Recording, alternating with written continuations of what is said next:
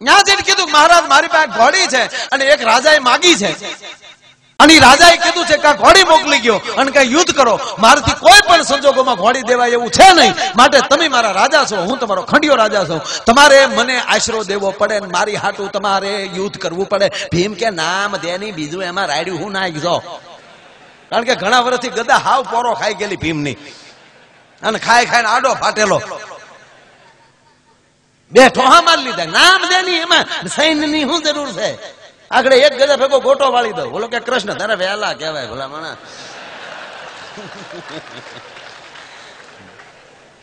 ધબ દિન ભીમ ઢીલો પડી તારે વહેલા કહેવાય ભલા, આપણે એનું નામ ન લેવાય.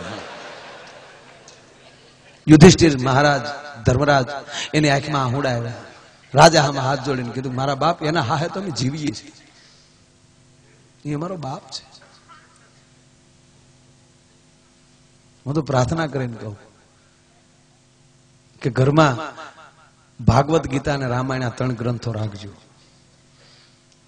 ખાલી એક મચ્છરબત્તી તમે ઘરમાં રાખી ગયો તો એક મચ્છર ન આવે, એક અત્તરનો ફુવારો છાટી ગયો તો દુર્ગંધ ન આવે. તો સાહેબ તમારા ઘરમાં 3 ગ્રંથો ભલે વાંચો નહીં, અમથાઈ પીડ્યા હશે ને તો મેલી વૃત્તિ નહીં આવે ઘરમાં કોઈ દિવસ, કારણ કે એની અસર થશે એ શ્લોકો.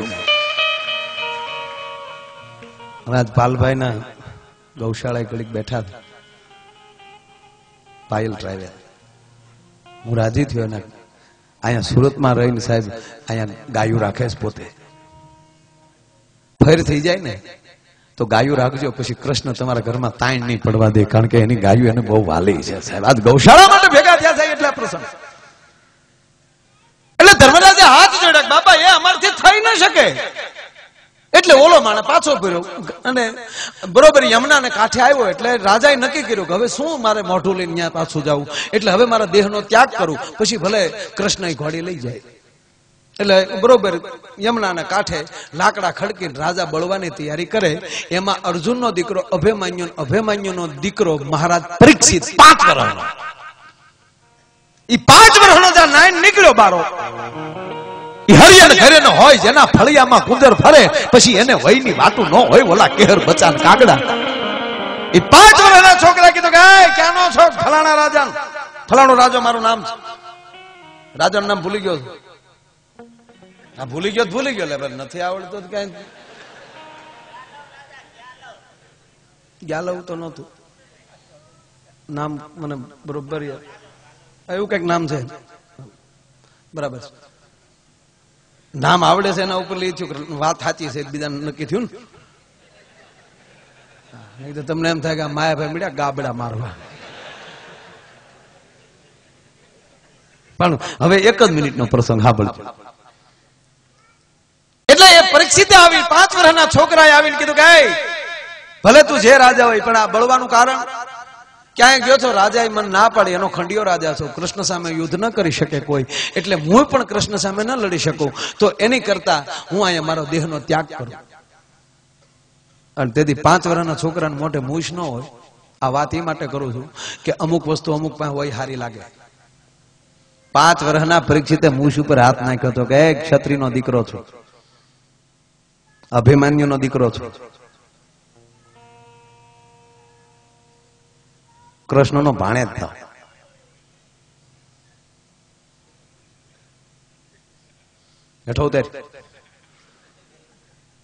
કોઈ યુદ્ધ નહીં કરે તો 5 વર્ષનો છોકરો તારી માટે યુદ્ધ કરવા માટે કૃષ્ણ સામે આવવા માટે તૈયાર છે.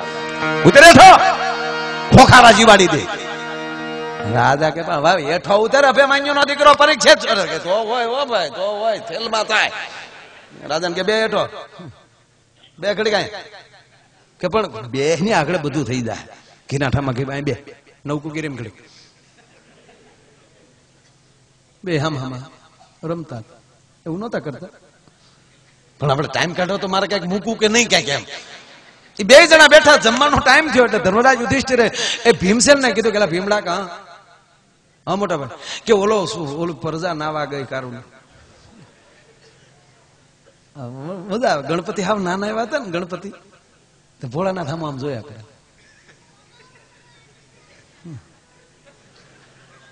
ભોળાનાથ કે હું છે હું હામું જો, કઈ ગણપતિ કઈક જુદી રીતે હામું જોતા.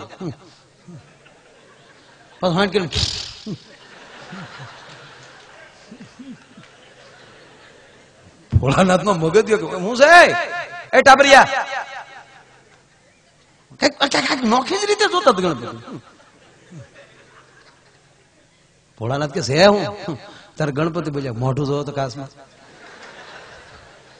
તારા દર્શન તો જો બાપ છો ને કેવું પડે. તો આ ભભૂતે આ રાખ સોપડી ડોકમાં ખોપરીઓની માળા એરુડા ફૂફાડા કરે ત્રીજું આંખ કપાળમાં છે તારે મેળ કઈ તારી જટાન પાણીના રેલા હાલ્યા જાય ગોબરા.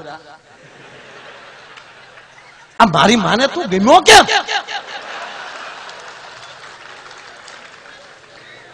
આવું ગણપતિ બોલ્યા.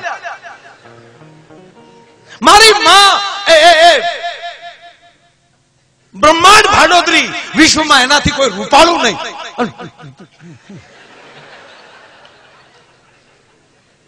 ભોળાનાથ કે મારો છોકરો સડી ગયો. એકવાર હોલ ડ્રાઈવ નાખ્યો તો એ જ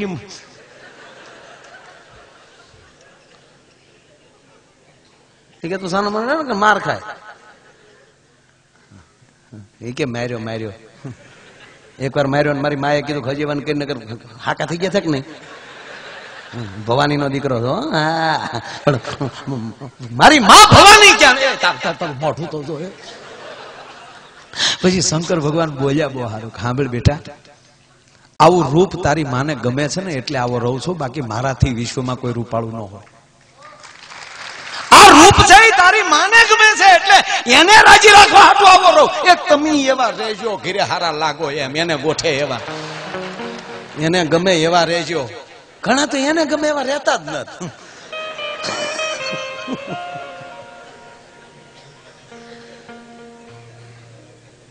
અને ભગવાન શંકરે જ્યાં ગણપતિને કીધું ગણપતિ કે તો બતાવ. અને ભગવાન શંકરે જ્યાં સાહેબ રૂપ ફેર્યું ગણપતિ ગોથું ખાઈ ગયા. વાહ પપ્પા વાહ. પણ હવેનું નિવેદન મને બહુ ગમે છે. ગણપતિ હાથ જોડીને કીધું કે બાપુજી હતા એવા ને એવા થઈ જાઓ. તાકે કેમ હું ભવાનીનો દીકરો છું અને કોઈ દીકરો એવો ન હોય કે એની માં કરતા એને બીજું કોઈ રૂપાળું દેખાતું હોય. મારી માં રૂપાળી છે બરાબર છે તું હતો એને ઓરો થઈ જાય. એટલે ઓલા ગણપતિ આવીને ભીમને કીધું છોકરા નાવા ગયા ન્યા જઈને કીધું તા બેઠેલો રાજા પાસે. એટલે ભીમે કીધું હાલે દાદા બોલાવે. ક્યાં? ઘરે. આપણે આવું નથી. અરે પણ દાદા બોલાવે. એ તારો દાદો મારે કઈ નહીં. પરીક્ષિત ફીટ ગયા. આ મરે છે ડોહો. હે ભીમ દાદા ક્ષત્રિયનો ધર્મ છે એની નજર સામે કોઈ મરતો હોય તો મરવા દેવાય કે ના? બે જાય. ભીમ ક્યાં બેઠા મારો દીકરો હલવાડવાનો છો છોકરો. પછી કહેવાય છે પાંચે પાંડવા આવ્યા અને એક 5 વર્ષનો દીકરો એના દાદાને એમ કહે છે અર્જુનને એમ કહે છે કે ભગવાન કૃષ્ણ સામે યુદ્ધ કરવાની ના પાડીને ભગવાન કૃષ્ણના શબ્દોને તમે ખોટા પાડવા માંગો છો દાદા? કે કેમ? તમને ભગવાન કૃષ્ણએ યુદ્ધના મેદાનમાં કીધું હતું કે હે ધનંજય સામે કોણ છે ભૂલી જા. યુદ્ધ એ જ તારો નિર્ણય હોવો જોઈએ. તો બેટા બાધી લઈ બીજું હું તું મારવાનો જ છોસ બધાને બીજું તો. પછી કીધું ટૂંકી વાત કે બધા ભેગા બેઠા. પછી કીધું ભીમ મારા બાણ અહીંયા કામ નહીં કરે કારણ કે એની પાસે સુદર્શન ચક્ર ડોહ સોયત્રા કાઢી નાખ. ભીમ કે એમાં કઈ મુદ્દાની જરૂર છે નહીં. આપણે કઈ બંદૂકો ખાલી ન હોય છે તો કાલ બાંધવાનું ને. એક રાત છે ને હા એક રાતમાં તો મોટા બાપુ ભોળાનાથ ને પ્રસન્ન કરી લો ને એનું ત્રિશુલ લઈ આવું. સુદર્શન સામે કોઈ હાલતું તે ત્રિશુલ. ભીમને કે તું જા તે ઓલો મંદિરમાં બેસી ગયો. ઓમ નમઃ શિવાય ઓમ નમઃ શિવાય ઓમ નમઃ શિવાય. પડખે દરજીનો દીકરો બેઠો આમ નો શિવાય આમ નો શિવાય. એવું નહોતું એવું નહોતું એવું નહોતું. પણ ઉતાવળમાં મળ્યો જાપ કરવા યા તે રુદ્રસિંહ તનુર ઘોરા પાપકાસીની ધ્યાન સ્તનમાં સંતમયા ગિરિસંદા ભિજાક સિંહ હર હર મહાદેવ હર હર હર મહાદેવ હર હર હર મહાદેવ હર હર હર મહાદેવ હર હર હર હર ના જા જાત મળ્યા લાગવા. પ્રોઠિયું થયું પણ શંકર જાગ્યા નહીં. ભોળોનાથ કે આગળ દેવું છે ને હલવાઈ જાવ લકુ સામે આંગળી જાય. હવે કરવું શું? મોટો બાપુ જાગતો નથી એટલે નદીને કાંઠે મંદિર હતું, નદીની આડો હોઈ ગયું ભીમ, વિરાટ કાયા, પાણી હાલવું દેરામ, અને મંદિરમાં પાણી ગળ્યું ને ભોળોનાથ બુડ્યો ને હું જાય ને બાપુ જાગ્યો, કોણ છે આમ જોઈ, એ ભીમડા ઉભા થા. હું ઉભો થા, આખી રાત વહી ગઈ નમો શિવાય કરતા. અને ભગવાન કારક માણાના પેટનું થવાય, અમે હલવાના હોય તો જ બાપુ આવ્યા હોય. ભોળોનાથ કે સાંભળી લે, હું કોઈના પેટનો નથી હો, સ્વયંભૂ છું, જગત આખાનો બાપ છે, જગત બધી મારા પેટની છે. હા એટલે કે બાપુ અમે ત્યાં ના પાડીએ છીએ, પણ કે છે હું કાલનો ત્રિશુલ હાથે પાછું.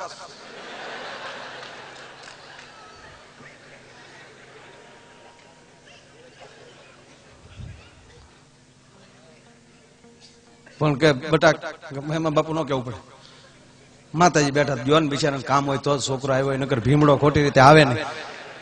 એ કે બાપુ જેવું તો હોય તો ઠીક હા કાઢી નાખું, બાકી બાપુ આમાં તો આ વખતે આંગળી નકુસામાં છે. અને ત્યારે ભગવાન શંકર એટલું કીધું કે હે ભીમ, તને ત્રિશુલ આપું પણ કોઈની ઉપર તારે ઘા નહીં કરવાનો. તક બાપુ આડું તો દઈએ ને, ઘા આડું દઈએ, કઈ બચાવ કરી શકીશ, હથિયાર રાખો આડું દેવા, કોઈની ઉપર ઘા કરવાના. ત્રિશુલ લઈ ગયો, યુદ્ધ ચાલુ, લાંબુ ન થાલું.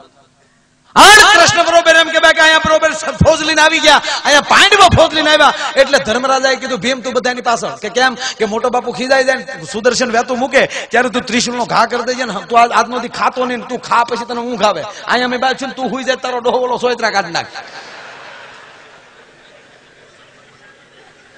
ત્રિશુલ લઈને ભીમ પાછળ, અહીંયા બરોબર કૃષ્ણ ખીજાણા, આણ નારાયણ ગોઠણિયા ફેર થઈને સુદર્શન ચક્ર નો ઘા કર્યો, આણ ભીમે ગડગડતી દોડી દીધી, હાર હાર મહાદેવ, હાર કરીને ત્રિશુલ નો ઘા કર્યો. કૃષ્ણ નું સુદર્શન ચક્ર વજ્ર અને શંકર નું ત્રિશુલ ઈ પણ વજ્ર, ઈ બે વજ્ર ભેગા થઈ ગયા, અગ્નિની જ્વાળાઓ મળી છૂટવા.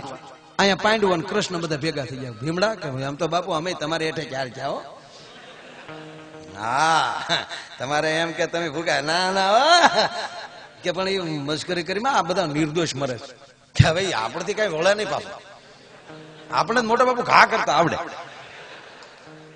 હવે આનું શું કરવું સાહેબ? તો ત્રેતા યુગમાં હનુમાને 2 કૂદકા માર્યા, એક સૂર્યને ગળવા માટે અને એક લંકામાં જવા માટે.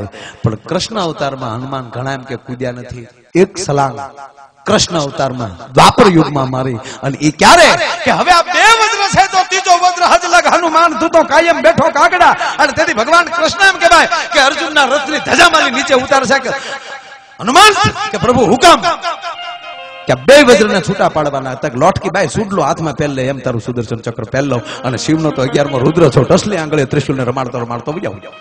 અને કેવું જોવા ને બાપુ, અમે તો હાવ આખો યુગ વયો ગયો, હાવ કોઈ કઈ કામ જ જૂની આપણે.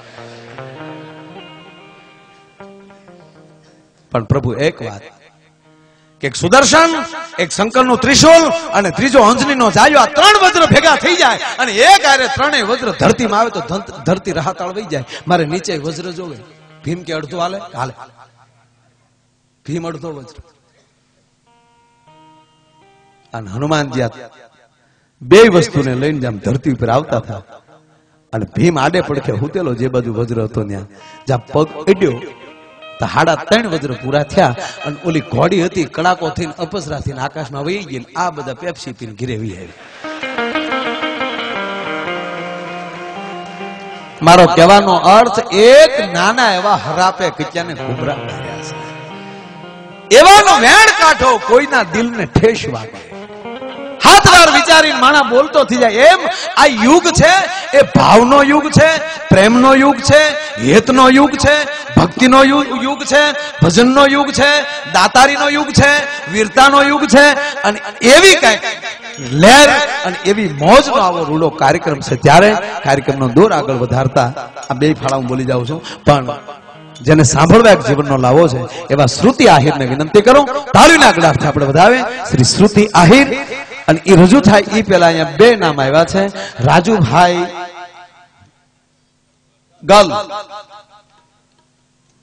શું લખ્યું છે ભાઈ? પ્રમુખ શ્રી કમલ પાર્ક સોસાયટી ભાઈ રાજુભાઈ ગલ, તેમના તરફથી 11,001 રૂપિયા આવે છે. તાળીના ગળાથી આપણે એમને વધાવો. અને તનસુખભાઈ માધાભાઈ વાણિયા એમના તરફથી 5101 રૂપિયા આવે છે. બંને મિત્રોને તાળીના ગળાથી વધાવો. વિનંતી કરું શ્રી શ્રુતિ આહિરને, જેમણે લોક ગાયક ગુજરાત ભાગ 2 એમાં પોતાનું ગાયકી આપીને આહિર સમાજનું નામ રોશન કર્યું છે, એવા શ્રુતિ આહિરને તાળીઓથી વધાવે. આવે શ્રી શ્રુતિ આહિર.